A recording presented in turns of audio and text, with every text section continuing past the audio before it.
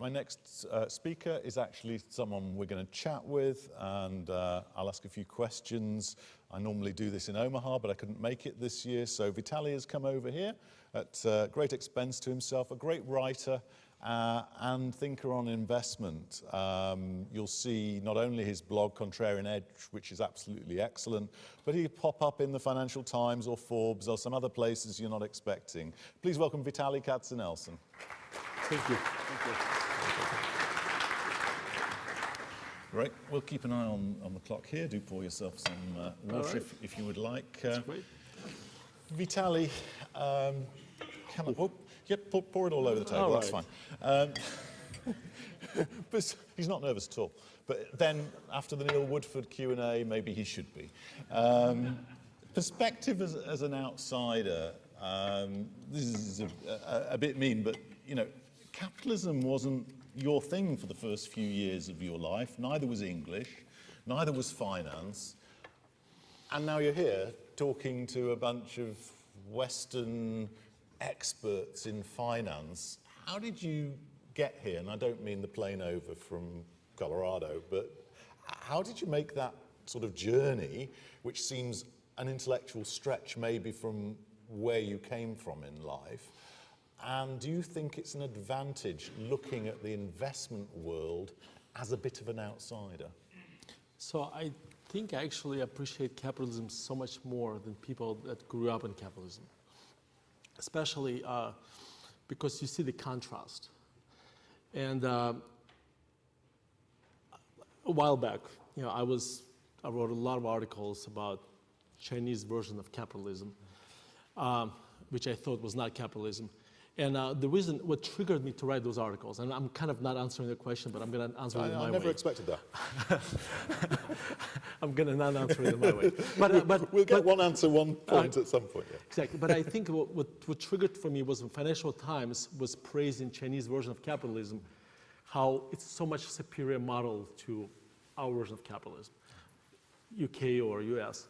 And I was really shocked by that because they just did not see how inefficient government-controlled economies are. Right. So when you come from the government-controlled economies, you see things a little bit differently. And I think this is kind of also, you know, being born in Russia, I'm a little bit sarcastic, so there is so you see some of that. So I probably look at things slightly differently because I've been, because I came from Russia. What do you value the most? I mean, is it the intellectual freedom and the sort of opportunity of landing in a country like America that allows, you know, your family to be successful almost overnight, seemingly within one generation? And does that give you a different critique on the businesses that you're then analysing, which might be multi-generational or just things that have grown up almost overnight? So I think would gave me not to be afraid to be contrarian, not to be contrarian by definition is somebody who has a different point of view. So it allowed me to not to be afraid to have a point of view that is often different from the common point of view. I think that's probably the biggest advantage. So to be contrarian, a value investor surrounds himself with other value investors of about 35 to 40,000 and goes to Omaha and talks stocks with a load of people who all think the same as him. Is that how we get our contrarian thoughts? Well, first of all, go to Omaha. Yeah, when you go to Omaha for 10 years, you stop going for Buffett and Charlie. Right. You really so they always say the same thing, right? Yeah, yes, exactly. Yeah. So, you know, we used to go to Omaha to see you, but you stopped coming. So I'm coming back. But okay, I look at value investing very different than maybe many other people. Yeah. I look at value investing as a philosophy. And let me explain what I mean by this. So if you look at Margin of, the Ben Graham's book, Margin of Safety, if you read it, you can get two things out of it. You can get the recipe, which is buy stocks at 10 times earnings or less, which is Here's the formula, bake it this very way. Formulaic, some very formulaic, which I think is kind of very primitive and kind of one-dimensional, way of looking at this. But I think but this is what you get first when you read this, because that's so simple. But to me, value investing is a philosophy. It's more a philosophy where you basically say, I call them the 6 commandments, and I'm probably going to forget all 6 right now. But it's basically the look for margin of safety. The stock market is there to serve you, not the other way around. And I forget the other four, but you get my point. I've got them written down. I can provide them later. But you get my point. So Yeah. so therefore, you can have somebody who owns a stock at 5 times earnings, and to me it's going to be expensive because maybe 5 years from now the earnings power will not be there. And at the same time, you're going to have somebody who owns stock that trades today at 30 times earnings, but because its earnings is going to triple or whatever, 3 to 5 years from now, that actually based on those earnings, the stock is actually cheap. Yeah. So. So it's not all cast in stone that there is a formula for doing things. What I'd like to expand the thinking, we heard a lot today of the different flavors of value investing, and this conference has deliberately always tried to be a broad church. It's nice to have two Jewish people talking about a broad church, but there we go. And the way I see that is value, quality and growth intersecting with each other. So we've got the statistically cheap and the quantifiable, the very subjective view about quality and sustainability, and the mysterious X growth factor, which is very hard to predict. How do you describe in what you're doing for your clients within IMA, how those pull together, and then when you critique some of the other people that you've heard today, where they would be doing things maybe slightly differently, and maybe I think you've, for example, said you've got a hard threshold on quality, That's right. and maybe some other people haven't got that. So maybe you can just draw out that value, quality, growth dimensions. Sure. So if you think about it, my goal as an investor is to maximize my total IQ. Okay, let me define what my total IQ means. It's basically multiplication of two factors, my IQ and my EQ. So my IQ, when I look at different companies, is going to be different, right? Because I know maybe a lot more about Walgreens than I know about a gold miner. So my IQ is going to fluctuate. But what I know about Walgreens is probably not going to fluctuate that much. But my EQ is going to fluctuate a lot of times with the stock price, or with what something is happening in the company. So my goal is to maximize, when I look at the universe of stocks I'm looking at, I want to have the highest IQ and as importantly, the highest EQ. But there is one trick.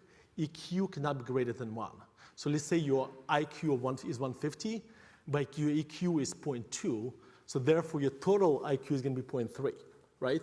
So when I look at the presentation, So you've kind of got a safe zone for you. yeah, so your goal as an investor to figure out where is your EQ is the highest, Right. okay? So when I look at these presentations, they're all great if they fit, that person's, maximize the person's total IQ. Who am I to judge them? Yeah. So for me, I realized for my total IQ is the highest when I own high quality companies. And the reason it's important because it's a matter of time before something better is going to happen to the stock you buy. It's just, that happens every other day. And if you remain rational, that means you're going to make right decisions, okay? So we made a decision a few years ago when we realized this, that our EQ is the highest when we own high quality companies. Therefore, we made it an absolute threshold. In other words, I will look at a company, and if I find that it's quality below my threshold, I stop. I don't even care what the price is anymore at this point. I just move on. So that's probably heresy to some people in the room, that you're not buying the cheapest stuff. You're buying stuff above a certain quality threshold that is a discount to intrinsic value. And that's enough for you for it to work. Well, let me just clarify a couple things. So quality, I analyze the company, analyze the business, and what quality means to us. There are a couple of definitions of that, but let's talk about this for a second. So for us, quality basically business, balance sheet, and management. Okay, that's if those three things are have high marks, that's going to be quality company. And David, I'm sorry I forgot the question. No, that's all, it's all right. We're not buying core companies and setting that threshold, you know, for you, that's really important. Yes. And you really want to make sure that you know, it's just the whole, in that complex. Yes. You're not discarding, you are deliberately discarding a part of the universe that other value investors That's right. will find productive. Yes. So we look for three things. So we just define what quality is. The second thing we look for is growth. And then finally we look for valuation. So my point is this: when we look at a company and it doesn't pass the threshold, I don't care about growth, I don't care about valuation, I stop. Because the goal is to maximize long-term return, right? And to maximize this return, if my total IQ remains high, I think the return in the long run is going to be higher as well. Right. So that's what we try to do. And that sounds like, you said it was an improvement that you've made. Do you think investors keep learning and adapting, and that what used to work, if you take the Ben Graham textbook and compare it with maybe what was working in Phil Fisher's time and what Warren Buffett's doing and some of the newer things that he's thinking about, do you think that's a journey that everyone should naturally be on as they learn themselves better and techniques better? I agree with you with everything you said, because if they don't, they die, Right. basically. So think about Buffett. Buffett evolved from a Ben Graham kind of formulaic investor to a person who realizes that, you know, Ben Graham probably would never have bought Coke because it was not statistically cheap.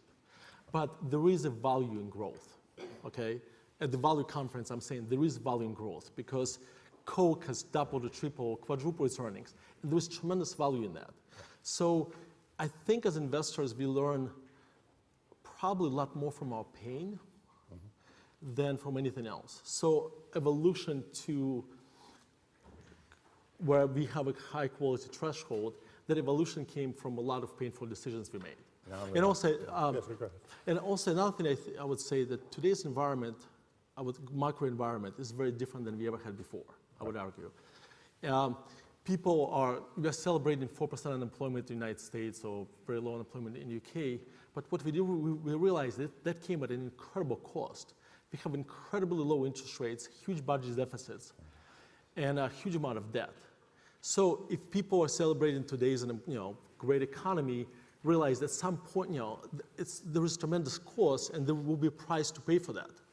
So therefore, another reason why we said, okay, quality is absolute, because I think determining margin of safety for companies that look statistically cheap is may prove to be very deceiving, because what will look in a high interest rate environment, what looks cheap today may end up being very expensive.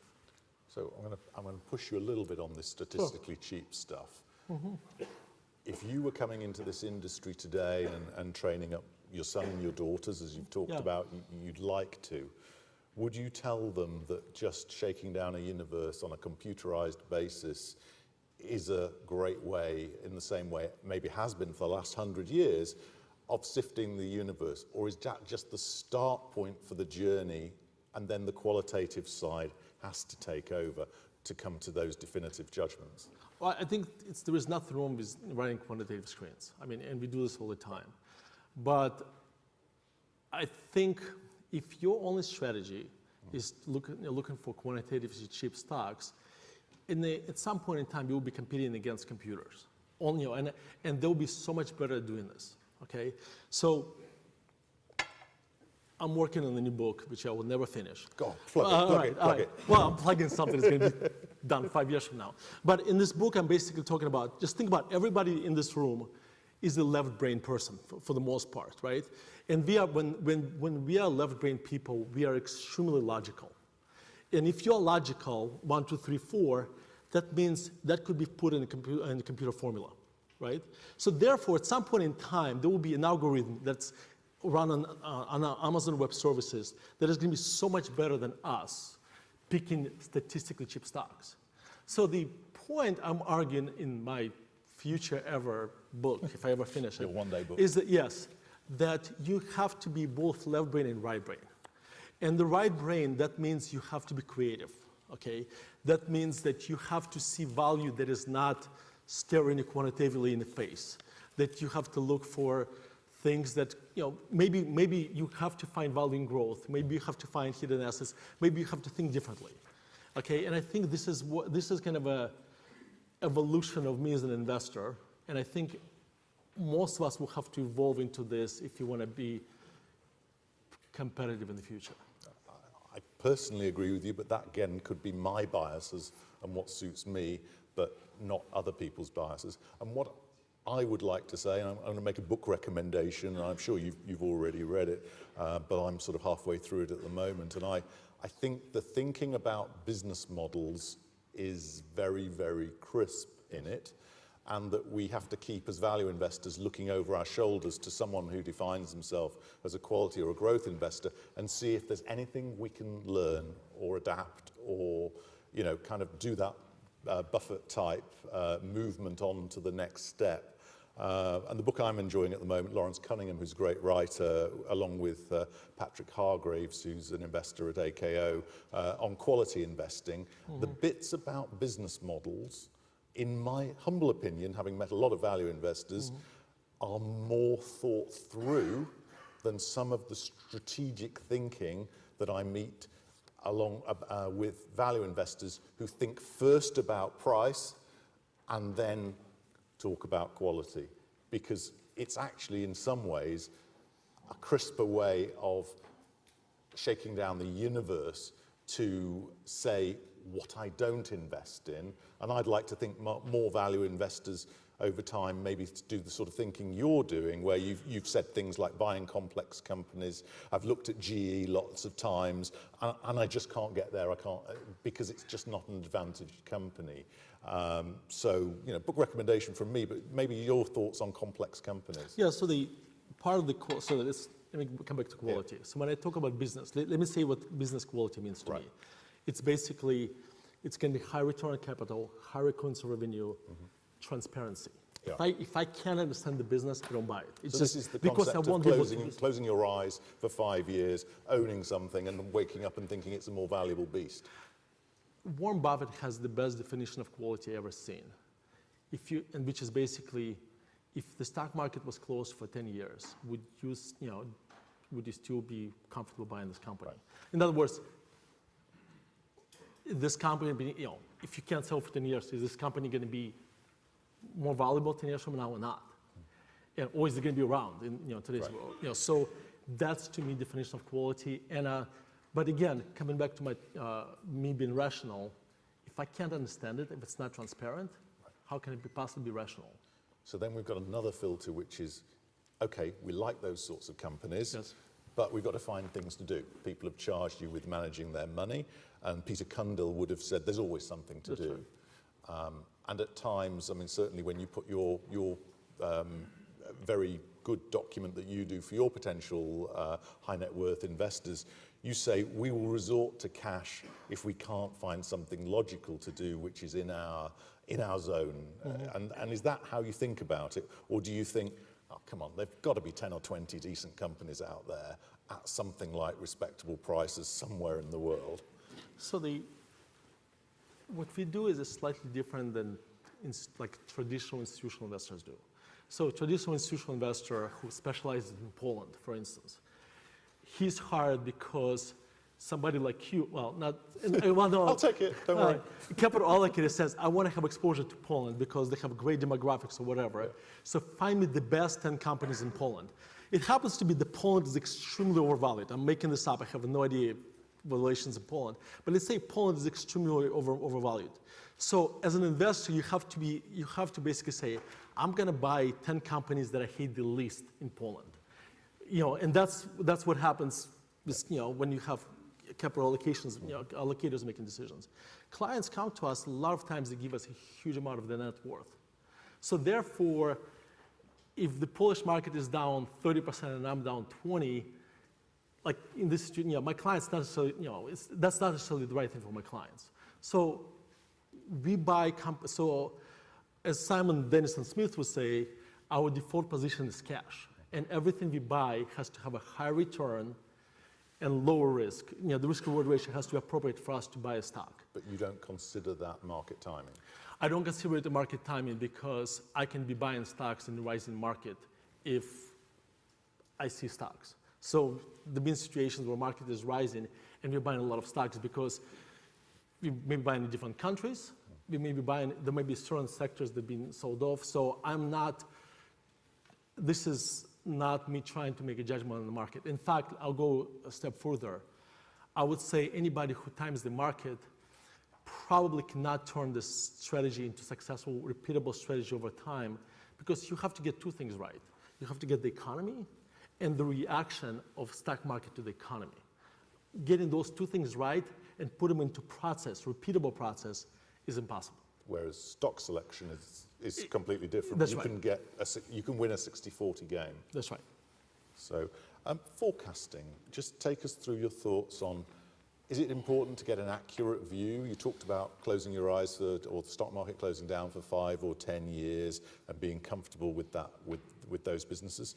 And I think in your process you have a DCF element and you hire some bright graduates to crunch some numbers for you. How important is the accuracy of forecasting in the results that you bring forward? So during one of the presentations, the person said, we really don't care about macro. I'm going to answer your question, but I want to address this. So I think value investors for a long, long time said, we don't care about macro because that's what Buffett said. But I think as many of them discovered in 2008, that's a dangerous thing to do, right? And then after 2008, every value investor I knew became a macro forecaster, and that didn't work either. So the way we look at macro analysis, we try not to be weatherman, but we try to be a climatologist. And let me explain what I mean. If you try to forecast what the unemployment is going to be tomorrow, what the interest rate is going to do tomorrow, that forecast has a shelf life of a month or two, right? So you put a lot of energy into something that has a very short-term shelf life, just like weathermen, right? Yesterday's forecast is irrelevant today. What we try to do on the macro analysis, we try to identify substantial macro risks. When substantial is would be what happens if interest rates go up a lot? What happens if China blows up? So we look at these macro events, and then we try to look at these risks and structure the portfolio and see how would the impact on the portfolio, on the stocks we own. So if I find a high quality company and I buy it cheap enough, I don't have to be that smart about my forecasting ability. As long as I'm comfortable those huge macro risks, kind of would pass, by my companies. So if I owned Walgreens, for instance, I probably don't care what happens in China. Okay, so if I own Walgreens and they have very little debt, I probably don't care about interest rates. So a lot of times we try to overcompensate for a lot of macro risks, and my inability to forecast is by owning high quality companies with great balance sheets that don't have exposure to this, to a lot of these risks. And yeah. So isn't writing a book about investing in sideways markets, making a market forecast? That's a good question. I would expect nothing less from you. If you read the book, I mean, when I say this, don't just read the cover, you read the book. You hear the same message over and over again, I don't know. And by the way, we try to build the portfolio for this kind of I don't know world, okay? Because if you're trying to be kind of this macro forecaster, and I'm going to answer your question in a second, and you say you're going to have high interest rates, low interest rates, etc., who knows? No, Charlie Munger has this great saying, if you're not confused about today's economy, you don't understand it. Just think about this for a second. So we're trying to build a portfolio for this kind of I don't know world. So let's talk about my book very quickly. So in the book, I'm basically saying, the market is going to be sideways. What sideways means, it's doing this, but the slope is flat. And by the way, let's address an issue that you're probably going to ask me. Well, the market hasn't been sideways. I mean, so but I think it's a fair criticism. And I think if I knew the interest rate is going to go down to zero and going to stay at this level, then I probably would have put an asterisk. If interest rates go to zero, then everything I wrote is probably wrong. Okay. Okay. Great. I'm going to try and, in the last sort of few minutes before we break for lunch, I'm going to try and provoke you into saying something controversial, just up front. Bitcoin, China, and Tesla. Which one do you want to start with? Sure. Let's do Tesla first. We can start with Which one do you want to do first? Well, sorry? we can do Tesla first. Tesla first, okay. Tesla, for me, it's a basically path-dependent company, in a sense that just think about what would happen to Tesla if we have a recession. Okay, this is a company that is basically burning a lot of money, and it's addicted to capital markets. Microsoft, if interest rates jump 200% tomorrow, if economy goes into recession, Microsoft business is not going to suffer because it has a great balance sheet, great cash flows. It's not relying on capital markets. Tesla is addicted to capital markets because it's burning so much cash. So that would be my answer on Tesla. Bitcoin, it's a millennials fake gold, basically. That's my, so the millennials don't like shiny objects and they love electronic objects. And this is like combination, this is and by the way, I get it. What did Munger call it over in Omaha? Sorry? What did Munger call Bitcoin over in Omaha? I forget, but. I forget. It was something about Yes. turds, but I can't remember. Oh, what that's it was. right. Yeah. No, but I think I understand why Bitcoin is as popular as it is because central banks were printing money. It's basically it's the same argument for gold as for Bitcoin, except this is digital. Right. So. So more appealing. Yeah, that's right. What was And your third? China. You've got a slightly nuanced view on maybe what Dawid said about the Chinese economy and Yeah, but I just basically making a presentation about China and saying they have a lot of debt, but it doesn't matter. I disagree with that argument. I just think that when the economy is growing and the rate of growth of debt is growing at so much faster rate, so. you think it's a rigged market, right? Well, You've got capital I markets in China? think it's a. I mean, to some degree, when I saw the picture of Shanghai 20 years ago and now, it's absolutely an amazing picture. Right. It's incredible. And to some degree, it's a testament of government-controlled economy. Government doesn't care about So you property said rights. all Chinese growth since 2007 came from borrowing. Yes, So you turn the tap off, it changes. exactly. And my argument would be like this. If you think about China, a lot of Chinese growth in the past came from building ghost towns.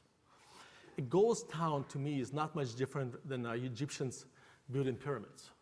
Pyramids, just incredible spectacle, and they're great for tourists 4,000 years later, but they are not a productive asset. If the building stays empty and nobody lives in it, that is not a productive asset, and it's a liability. It's a future liability because there is bad debt that comes with that.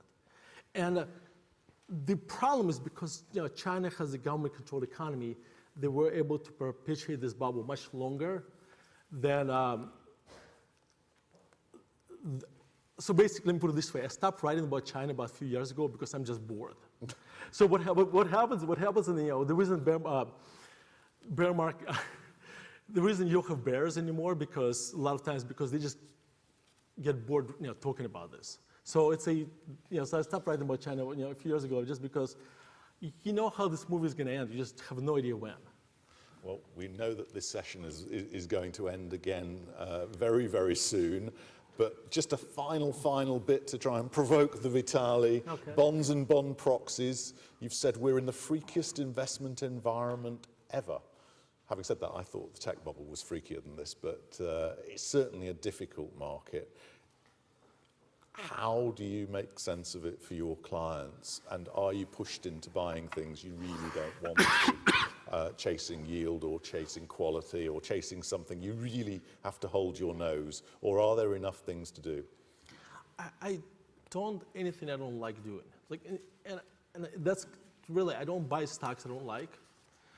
I just default to cash. And you were talking about the bond substitutes. I think that article was basically where I was saying that a lot of people today own high quality companies, which goes against everything I just said, because of dividend yield. They look at Coke and say Coke has a 3% dividend yield, or Kimberly-Clark, whatever. It's a much better investment than 2.5% treasury. Therefore, I'm gonna buy Coke or Kimberly-Clark, wherever. And that argument, by the way, the interesting part is this, that argument had worked for the last 10 years because interest rates were declining. At some point, but what you're really buying, you're buying bonds at significant premium, right? And at some point when interest rates rise, and by the way, these people say it right now, you know, if it declines, it doesn't matter because I'm still getting this dividend yield. I think when rubber meets the road, or when the stocks decline, basically, people realize they were betting, you know, they just lost 30, 40% of their portfolio for the privilege of getting 50 basis points more above treasuries. So when clients come to us, our default position is cash, and we have this, because we run separate accounts, we have this interesting flexibility. We only buy stocks that still have significant margin of safety. For instance, if you had a client that's been with us for a few years, and they're maybe 80 or 90% invested, hypothetically, but these stocks are not that far from being sold, we're not going to buy those stocks for new clients. So I have this ability because we designed our business to fit my views. I can do things where I don't have to compromise much with myself. Great. So. Well, thank you very much, Vitaly. Please do come back. The bell will ring when it's 5 minutes to come back for lunch, but please thank Vitaly. Very good. I think you got your views across very well. I appreciate it.